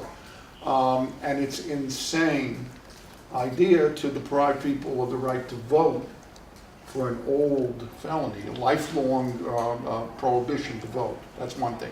Secondly, if I can just say this real quick, I can see where the panic comes in because we get the report from the police and then we get the questions and blah, blah, blah, blah. Coming from New York, this is not there's a decent amount of crime, but it's not, it's something I'm used to. I mean, most of the things that people suggest, I kind of do anyway by second nature. Because now, the thing about the elderly, and I want to say this, I know I'm almost 70, but I still feel there are people older than me. I'm not frail yet. And there are people in my immediate neighborhood who are hanging on to a house and they drive, and they're in their mid-80s at least, and there's certainly, some of them look frail. I'm thinking like a criminal. And then we have the same exact problem in New York because predators pick these frail people. So I wish that our community, among the other communities, had a way of assisting these very elderly citizens who are trying to maintain their independence and could be victimized by crime. Thank you, that's good points. And that is, I think, one of the things that we're trying to do with this committee. I think you can work it through the Office of Senior Affairs and the New Mexico State Department of Aging and Long-Term Care.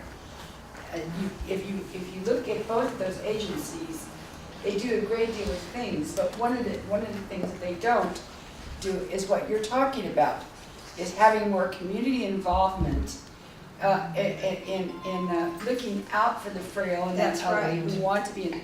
And I'm sorry I interrupted, but my son is one of the big guys over there with aging and long term. But so I know about, and I've had parents who've gone through this, where their neighbors and other community people ignored what they were experiencing, and Well, I it's think difficult. also It's very difficult. we've got to look at it too, is that, and this isn't to scare anybody, it's just the facts, that even if we had double the police force that we have now, they can't be everywhere. Right. So we have to take responsibility to protect ourselves, to work with each other, with your block captains, to get them, we would really like to get the block captains more in tune with APD and vice versa.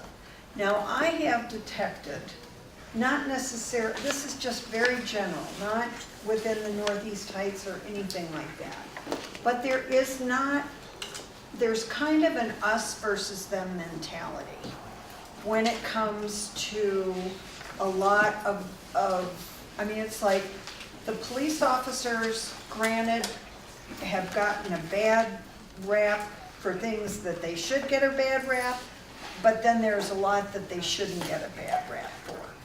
And so I get where the mistrust, excuse me, Did we go to public comment? yes, absolutely. That there is mistrust both ways. And one of our things is we would like to help that get better. So to that purpose, yes, by all means. I do have a comment, and Yes. I think that the way this was set up, the CPCs are set up, they were designed to fail. And it's not your fault, it's the way the settlement agreement was negotiated, because The process, as I understand it, is the CPCs are here. There's barriers to participation in the CPCs. Background checks are one example. There's other requirements that have been put onto the CPC membership that are essentially put on by APD, and that is to have to go on the ride-along. In order to, that's a requirement that I suspect was negotiated in the settlement agreement with APD present. So that's another barrier to participation in this. After you have if you got sufficient participation, then you need to have some meaningful recommendations, substantive recommendations. But but the substantive recommendations are passed along to the chief. The chief has how many days to respond, but he doesn't have to accept anything that the CPCs do. The city is supposed to be in the middle of this, but the city is bowed out, as you've seen. And so there's what this is, it's falling on deaf ears. APD policy is currently has completely shut the public out of it. There is a police policy review board, I can't remember what it's called, PPRF or something like that. PPRB, okay. And they were not making progress on policy sufficiently fast. And so now there's a OPA, an Office of Policy Analysis or Assessment. And that's the policy office that they appointed Judge Lorenzo Garcia to, I believe. Well, that has shut the public out as well. Those meetings are not public, and there's no membership that's public in this. So the police are in control of their own policy, and I don't believe that should be the case. They can be in control of procedures, but not policy. What would you like to see? I would like to see real public participation in police policy matters. That means that the people in the public who can have the perspective of policy are the ones who drive police policy. We're the public. We should decide how we want to be policed. We don't ask the police how they want to police us. We employ the police to police us in the way that we want to be policed, according to the law and all that, all those other things. But I mean, it gets to be a very complicated situation, of course. But we ought to have. There's so many laws out there that there's plenty of discretion as to what the police enforce, and it ought to be public discretion. Okay, thank you so much that you brought up some good points. Now, to bring it to APD, how can we do more of this, more getting the public's I think there are a couple of ways. If you had, we've handed out the policies, the new policies that were reviewed every 6 months for the settlement agreement policies. I think that the most productive way is to hand written comments directly to the CPC boards, to the ACLU and APD Forward, which are amici, and to the CPOA, which are also part of the settlement agreement. And then that written comment is received through the outlets that have input into that PPRB. We can't make the PPRB be the whole city of Albuquerque because you're never going to get an entire body of a city to agree on anything. I didn't you watch the city council, right, but you watch the city council and it takes them 2 months to get something flushed out, and we don't have the luxury of that time because we like to get those things done. So the new policies are all up on the policies website, Understanding Operating Procedures. All 3 of these groups will take that written or even verbal, I don't know. You'd have to ask these boards. None of those groups have any power to affect the policy. They do. They don't. You guys monitor it, APD Forward monitors it, and CPOA monitors it. And what recommendations that APD Forward could make, for example, would APD be obligated to accept? They're represented on the PPRB. And I can bring The you. CPOA is represented on the PPRB. What's the PPRB? They attend our meetings. They may attend meetings, but they're not voting members. They don't have. I can bring you the input that ACLU put for our. So there's one vote? 2. Yeah, 2 votes. 2 votes out of. I'm not sure how many are exactly. So I can bring you the policy for our new on-body camera policy. Yeah. And I can highlight specifically, because I have it, the comments that came from ACLU. What was accepted by the PPRB and the department, what wasn't accepted by the PPRB and department. So you can look at it and see how that input was taken. But essentially, the PPRB is responsible for generating the policy. Yes. And what I'm suggesting Submit it is, to the monitor and then the monitor approves it.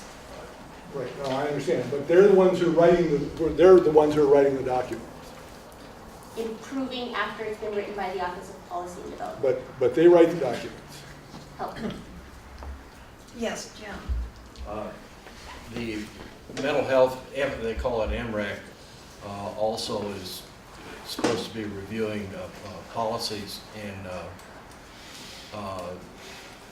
the monitor said that on these policies, if their signature is not on it, he's not going to approve it.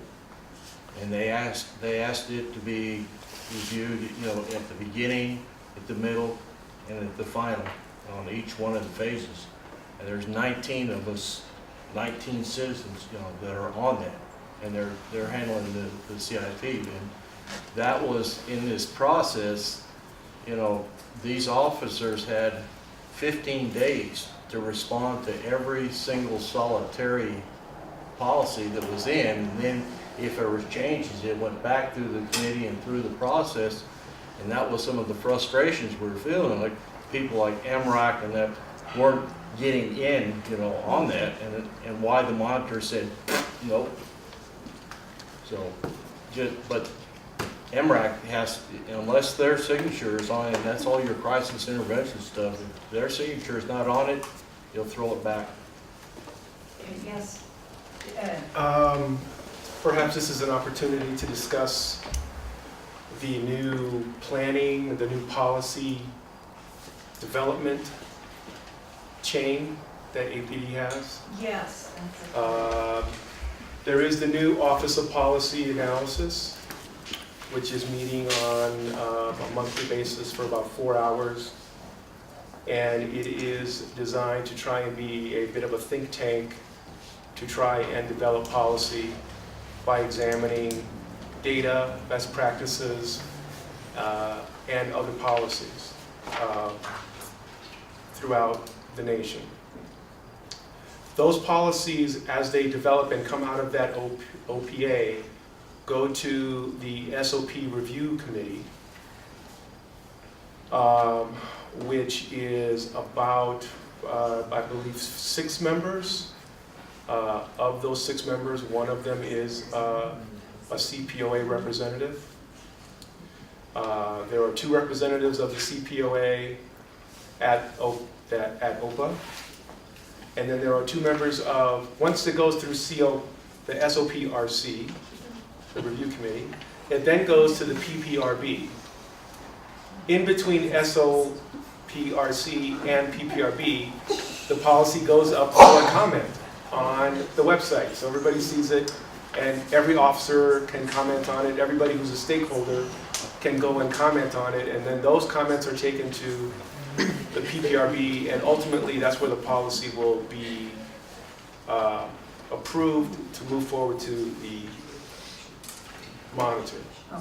Okay, so that's why we only have 19 of 33 policies done. That's the chain that's been put into place, and the OPOA has only met 1 time. I agree with APD's position that should not be a public meeting, because if it were a public meeting, then nothing would be accomplished in that 4 hours, where there needs to be substantive discussions about best practices and data and what are we going to do to shape these policies. And that cannot be done in a public environment. It just simply cannot.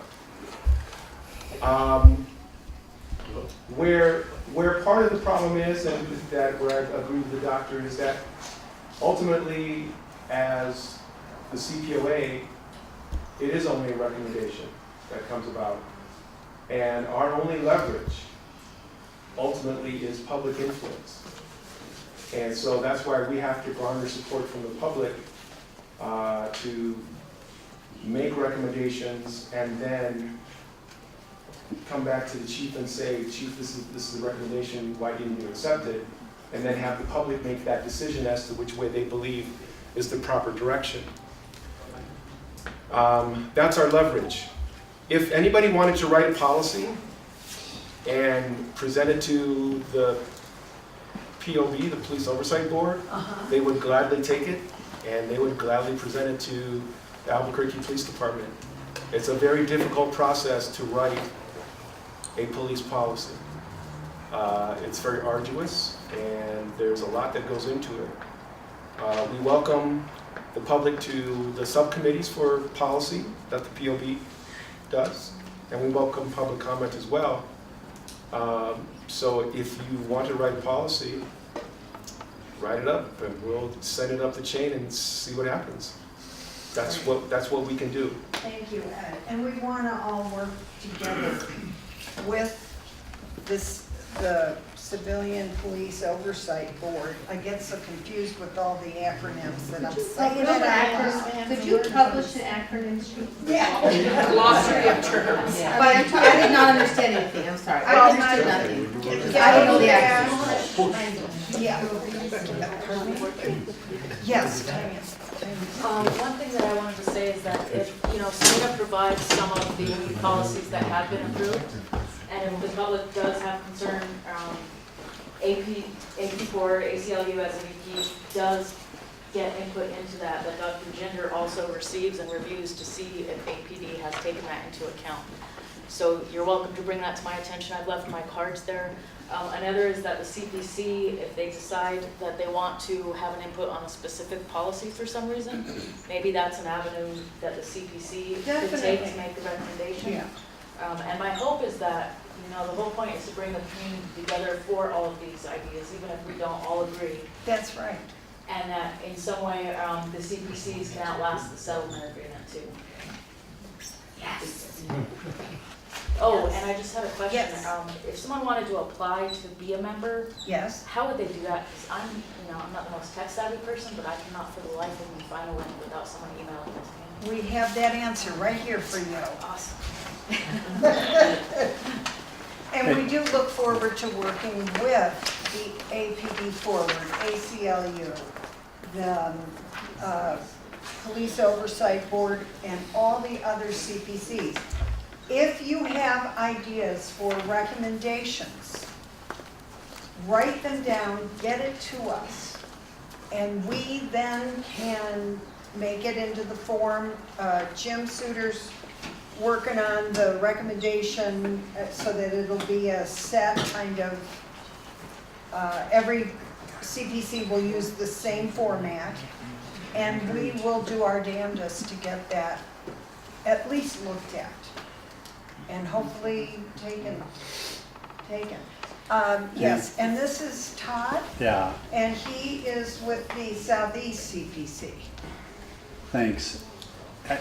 I was looking at a few things this week as I'm working on my homework, and I don't know if the DOJ already has this in place and we're not going to be the last one city that has to go through these changes and work out trying to make changes with the DOJ, but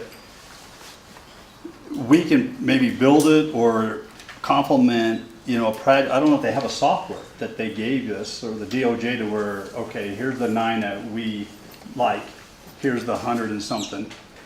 And, today's software, there's there's one that's called Liquid Planner and Smart Sheet. There's so many out there. There's no reason why, it's kind of like a teacher could plug in a paper, I'm sure, and they see if it's been plagiarized. But, there's got to be some software, maybe we're the ones that set and build it with the people in our city that could probably write something up and a simple autocorrect, with how something might change a few words. And all of a sudden now we get more of the DOJ and the police department in writing coming together, because you can make one change now on Liquid Planner and the computer could sort out everybody involved, and all of a sudden now it reassesses now what percentage of the work is now done and what needs to be done, and it's just an ongoing easy way to stay connected, so I'll look into that too. But if there's not software, I think we might as well take advantage of it, to start helping out. Definitely. And then on the other thought on data, and the one thing, I don't know if they're not doing it yet. I know Portland, I was looking at theirs. But I'd be interested maybe with bringing in other people from, I'm learning, Coast, is it? Or anybody that has input when they have arrest, there's a certain percent that is under some type of influence. And it's interesting reading some research on what percent has firearms, or if they are under the influence, usually they're going out, a large percent is going out to get enough money for another hit, you know, and that's where they're doing the property crime. So, but if they're going out to do something to get money, then also they're probably entering a withdrawal period. And I don't know how aggressive they get with withdrawing. So that's where, So, this last week there was a use of force training, and everybody was over there. There's 3 days in the classroom, 1 day of reality-based training, 1 day of ground fighting. So we're embracing this change. I can tell you every officer there was. The reality is we're listening to everybody's concerns. Everybody here has a concern and they want to make change, and we will adapt to that change. The reality I faced this weekend, we had 4 homicides in the last 4 days. 2 of them in the Northeast area command itself. We have 2 today. Right, we'll make that 5 then. So we've had 5 homicides in the last 4 days, and we can change as a police department, I think, as much as we can to better the city and citizens of Albuquerque. The criminal element is always going to be there, and we will continue to get officer-involved shootings, I'm sure, and there will be more homicides. So we are definitely changing the criminal element. I think everybody's educated enough here knows that they're not. So 5 homicides in 4 days taxes these guys, and I said this weekend these guys are working around the clock, somewhere up to 72 hours, in 3 days of just trying to find these guys. So, being the lowest guy in the poll here, patrolman, I'm just telling you, I see it. I'm out there all the time, taking these calls for service. So, like I said, we can adapt, we can change our philosophy, our tactics, but we still have to deal with the reality of criminals out there. Yeah. So. Thank you. I am so incredibly impressed with the police department and how quickly you catch these guys and solve these crimes. Thank you very much. Yes.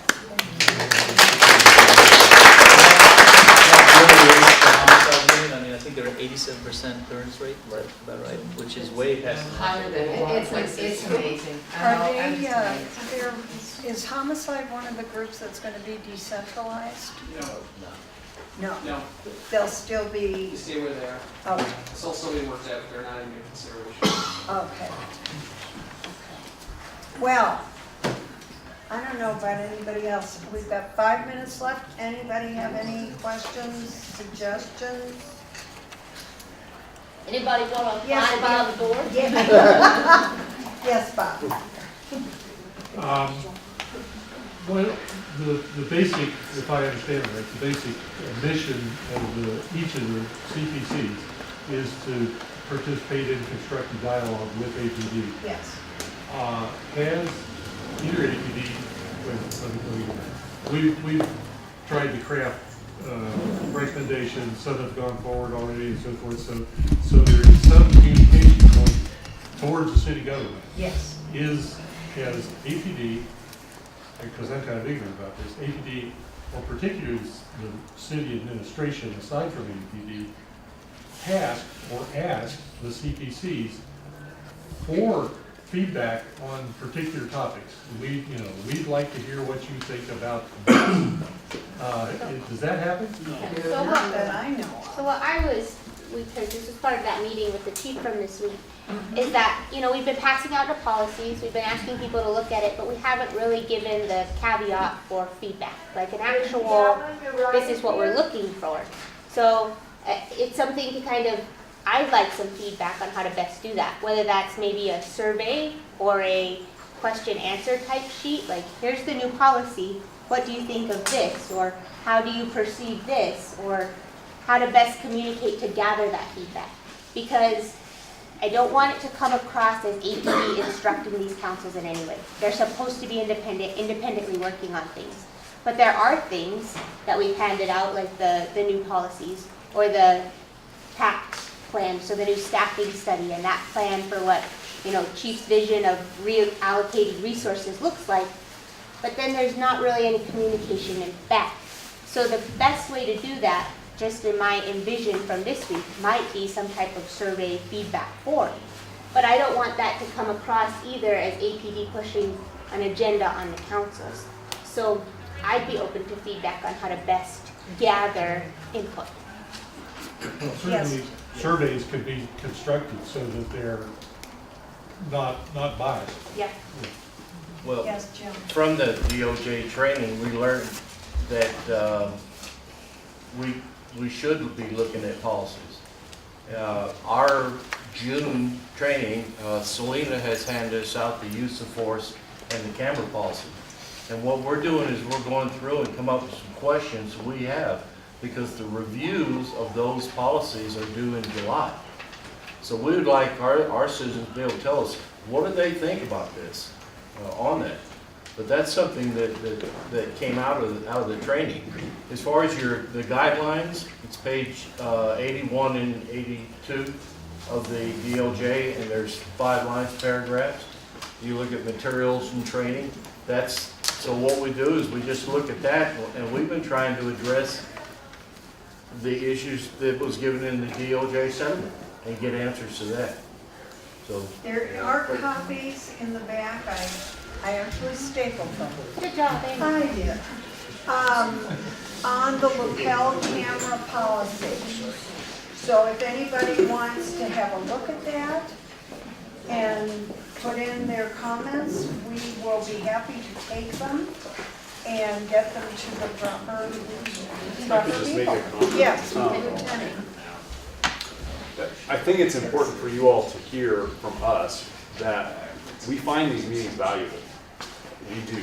Now, I can't speak for every police officer in the police department, but I can tell you for myself, I find these meetings valuable.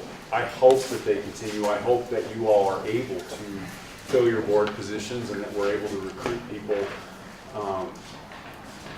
The first thing I do when I take input from these meetings or from other neighborhood meetings is when I go back and I brief with the sergeants that work for me and from their teams is we pass that information on. What are your concerns? What are we hearing from you?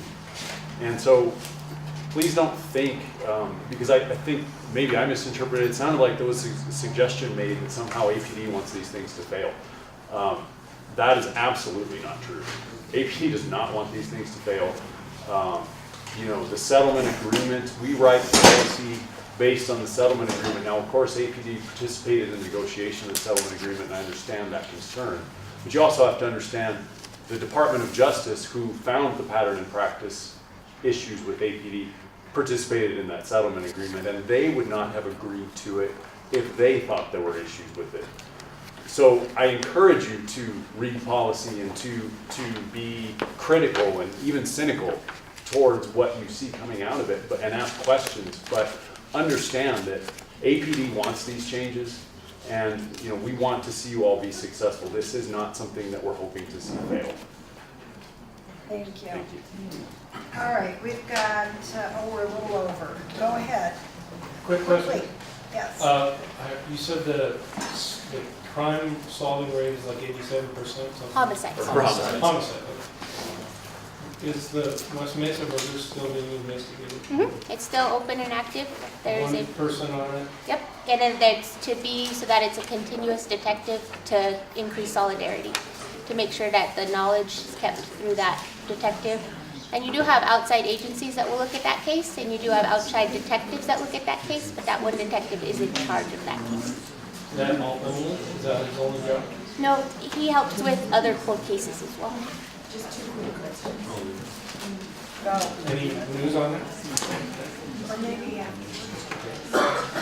Just 2 quick questions. First of all, there was a Coffee with Cop event on the west side for Ashley and Mike. Yes. Are we planning one in this part of town? That was kind of a grassroots from those officers on the west side. I see. Okay. All right, second question. You've also been holding the recruitment fairs at the high schools. What kind of information are you getting back from them?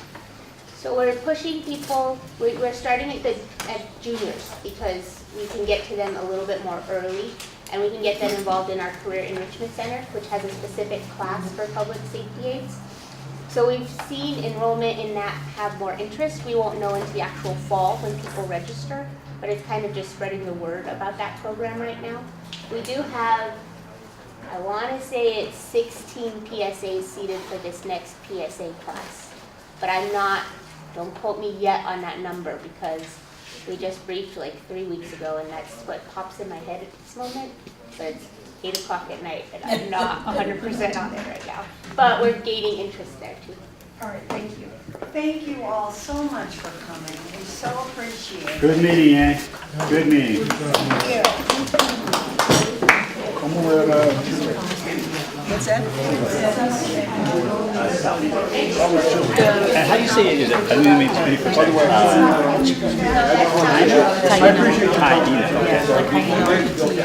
Okay. Because I was thinking like, okay, when there's 2 vowels, like one silent. Okay. The gentleman that I was speaking about is,